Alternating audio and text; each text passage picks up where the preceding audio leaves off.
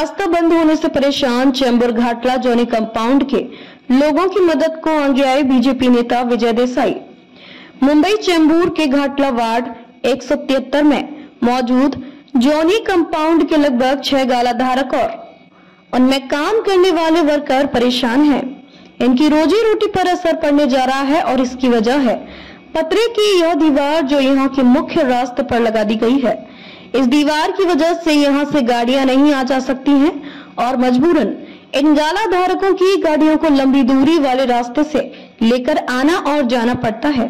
यहाँ बगल में हो रही डेवलपमेंट की वजह से बिल्डर के लोगों ने रास्ते के बीच में पतरा लगा दिया गया है। इससे लोगों की परेशानी बढ़ गई है। इन गाला धारकों और वर्कर्स की मदद के लिए स्थानीय बीजेपी वार्ड अध्यक्ष विजय देसाई आगे आए हैं। विजय देसाई उन्होंने इस बिल्डर, स्थानीय बीएमसी और पुलिस प्रशासन से इस पत्रा को जल्द से जल्द हटाने की विनती की है ताकि लोगों को तकलीफ न हो। तुम्ही पाहिला तर हा घाटला परिसरातील जॉनी कंपाउंड म्हणून हा एरिया आहे आणि इथे छोटे छोटे कारखानदार येत आहे आपल्याकडे आहेत व्यवसाय करणारे आणि त्या कारखान्यात इथली स्थानिक मराठी माणसं कामाला आहेत। काही कारखान्यात 20 माणसं आहेत, काही कारखान्यात 25 माणसं आहेत, काही कारखान्यात 30 माणसं आहेत। हा सर्व परिसर आहे तो जॉनी कंपाउंड नावानी परिसर आहे।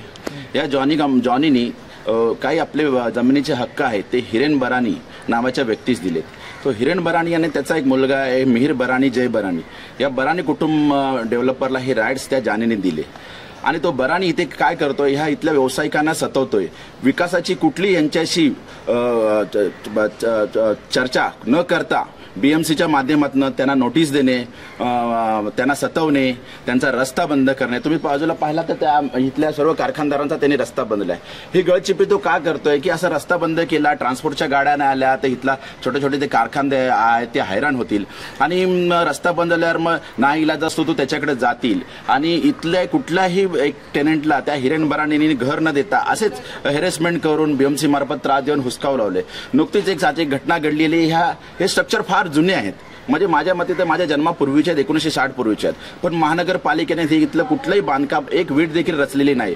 जुनी आहे तशी स्ट्रक्चर आहे, तरी यांना 351 ची नोटीस दिलेली आहे। वास्तविकता 351 ची नोटीस ही नवीन बांधकाम दिलेली, परंतु महानगरपालिकेचे वेस्टचे बिल्डिंग अँड फॅक्टरी डिपार्टमेंटचे हे बिल्डरकडनं सुपारी घेऊन त्या गोर गरीब कारखानदारांना सतवत आहेत।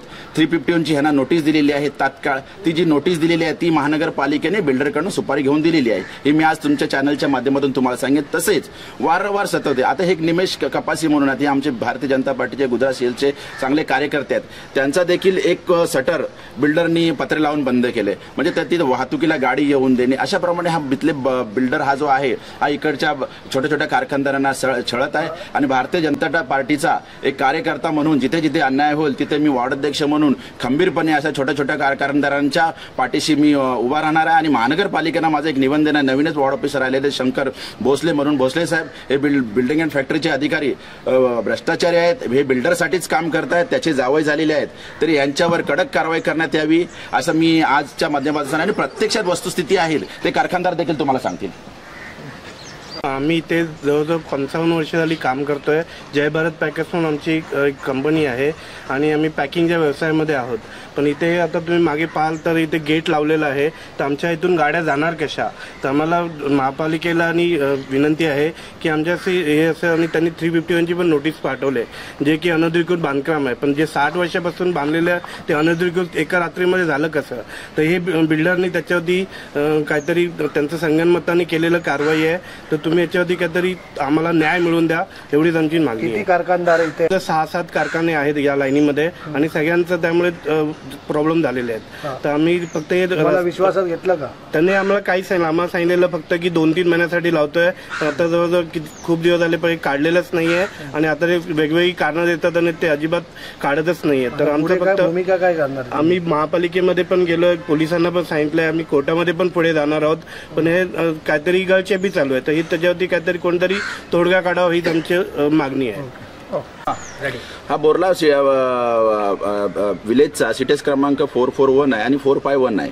441 आणि 451 आणि त्याच्यावर हे लोक वसलेली आहेत। वास्तविकता तात्काळ या महानगरपालिकेने ही जी बिल्डरकडून सुपारी घेऊन काम चाललेले थांबण्यात यावं, अन्यथा भारतीय जनता पार्टी धडक मोर्चा मी महानगरपालिकेवर नेले। तुम्ही पाहिलं तर इथं बाउन्सर उभे केले जातात बिल्डरकडनं, जे इथं महिला ज्या इकडनं जातात त्यांना देखील वाकड्या नजरेने बघले जातं, त्या महिलांना छेडछाडी केली जाते। हे बाउन्सर तो उभे करतो ह्याच्यासाठी की या छोट्या मोठ्या कारखानदारांवर दहशत निर्माण व्हावी। एक तर रस्ते बंद करतो, एक तर बाउन्सर आणतो, त्याच्यानंतर महानगरपालिका हे संपूर्ण बिल्डिंग अँड डिपार्टमेंट विकले गेलेलं आहे, हे त्याच्यासाठीच काम करतंय आणि छोट्या छोट्या कारखान्यात राहतात। महिला भगिनींच्या देखील तक्रारी आहेत, तुम्ही त्यांना पण विचारू शकता। इथे 5 ते 6 कारखाने आहेत आणि कारखान्यावर अवलंबून हे तर 100 लोक आहेत आणि इथल्या कुठल्याही वेळेला विश्वासात घेतलेले नाहीये। त्यांनी विश्वासच न घेता हे सर्व काम त्याचं चालू आहे एकतर्फी। त्यांना ह्यांना हुसकवायचं, हॅरेसमेंट करायचे म्हणजे कुठेतरी पळून जातील, हाच त्याचा मोटिव्ह आहे, इंटेन्शन आहे आणि याच्यासाठी महानगरपालिकेचे अधिकारी त्यांना मदत करतात आणि प्युअर सुपारी आहे महानगरपालिकेला। जर ह्याच्यावर तात्काळ ती नोटीस विड्रॉ करून दप्तरी दाखल केली नाही, रेकॉर्ड केली नाही, तर आम्ही भारतीय जनता पार्टी धडक मोर्चा वॉर्डावर आम्ही नेणार आणि त्याचं आम्ही नियोजन केलेलं आहे। क्या कहेंगे, क्या तकलीफें हैं आपको सहनी? हमारे एक तो ये दरवाजा ट्रक आएगा तो जाएगा कहाँ से, वो तकलीफ होता है, और मेन गेट जो हमारा है वो भी उसने पतरा लगा के बंद कर दिया है। तो आपका नाम क्या है? निमेश कपासी। कितने साल से रहते हैं? हम 1970 से हैं। अच्छा, तो फिर इस तरीके से नहीं, हमको कोई सूचना, सीधा बीएमसी को यूज करके हमको परेशान किया जा रहा है।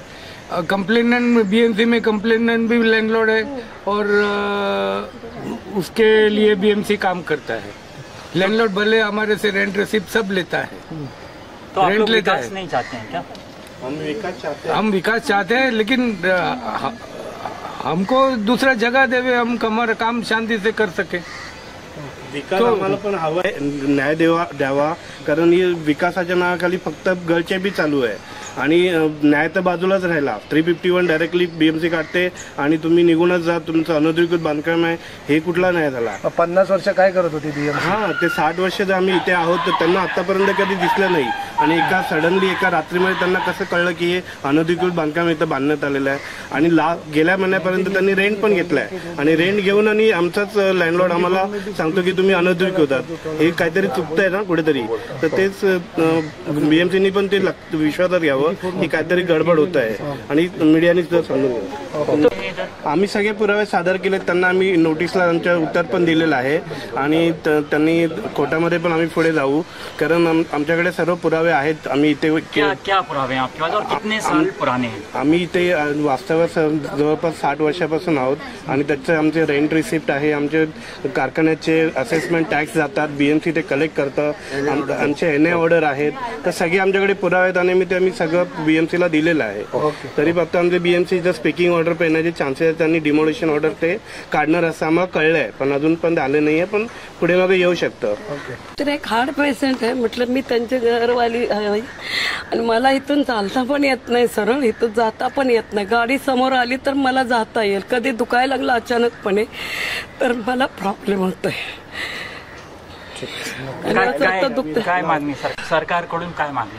आता तुम्ही काय द्याल तर मी काय मागू? सरकारकडून काय पाहिजे म्हणजे असं हे पत्रे आम्हाला चांगली वाट करून द्या बस, आणि कारखाना आमचं चालू राहू दे सरळ, आम्ही इथंच राहतो आतमध्येच। काय सांगाल? भारतीय जनता पार्टी 153 श्री विजय देसाई अध्यक्ष आहेत, त्यांनी मला फोन केला आणि सांगितलं की इथे जॉनी कंपाऊंडमध्ये जो मनमानी कारभार चालू आहे त्याबद्दल आपल्याला आवाज उठवायचा आहे, तर तुम्ही या महिला घेऊन। मी इथे आलेली आहे आणि खरोखरच बघते की इथे कंपाऊंड घालून रस्ता बंद केलेला आहे, तेव्हा माझी अशी विनंती आहे की महानगरपालिकेच्या जे अधिकारी आहेत त्यांच्यावर कार्यवाही होऊन, तसेच त्या बिल्डरवर कार्यवाही होऊन येथील जो येण्या जाण्याचा मार्ग आहे तो मोकळा करून द्यावा। वास्तविक ह्या रस्त्याची थोडीशी हिस्ट्री मी तुम्हाला चॅनलच्या माध्यमातून सांगतो की हा रस्ता जो आहे, इथले जे छोटे छोटे कारखाने आहेत यांना वापरायला द्यायला कोर्टाचा आदेश आहे, कोर्टाची ऑर्डर आहे तशी, परंतु त्या ऑर्डरचं देखील उल्लंघन होत आहे। दुसरी गोष्ट, 351 ची नोटीस ही नवीन कन्स्ट्रक्शनला दिली जाते. मुद्दा एक सांगतो तुम्हाला की नवीन कन्स्ट्रक्शन असेल तर दिली जाते, परंतु बिल्डरकडनं सुपारी घेतली गेलेली आहे.